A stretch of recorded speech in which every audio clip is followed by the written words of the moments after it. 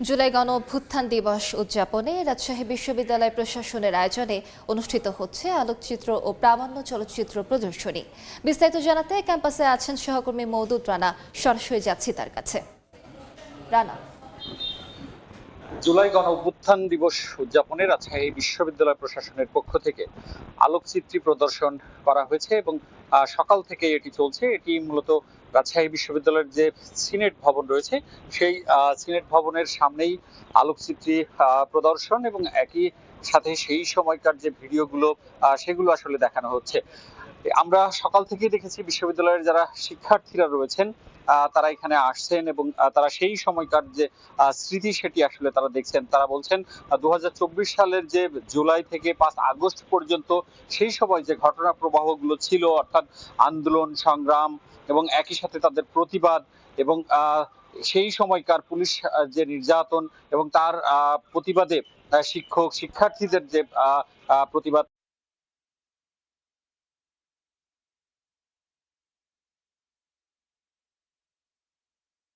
প্রদর্শন করা হচ্ছে এবং এখানে শিক্ষার্থীদের সাথে আমরা কথা বলছিলাম, তারা যেটি বলছেন মুখের কাছে কথা বলেন, তারা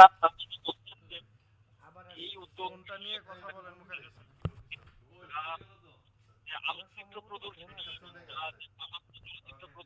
বলছেন যে এই উদ্যোগ আসলে খুবই ভালো এবং এই যে আলোকচিত্র প্রদর্শনী এবং যে প্রামাণ্য চলচ্চিত্র প্রদর্শনী এর বাইরেও রাজশাহী বিশ্ববিদ্যালয়ে নানা আয়োজন রয়েছে এবং সেই আয়োজনগুলোতে আমরা যেটি দেখতে পাচ্ছি যে এখানে সকালে বিশ্ববিদ্যালয়ের উপাচার্য তার নেতৃত্বে একটি বর্ণাঢ্য বিজয় র্যালি হয়েছে।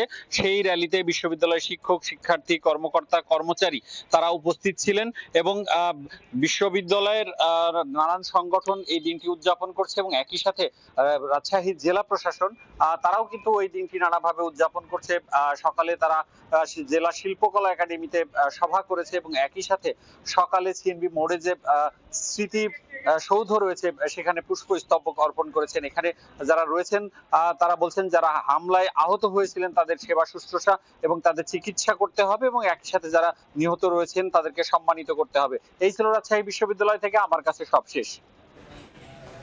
সরাসরি যুক্ত ছিলাম রাজশাহী বিশ্ববিদ্যালয়।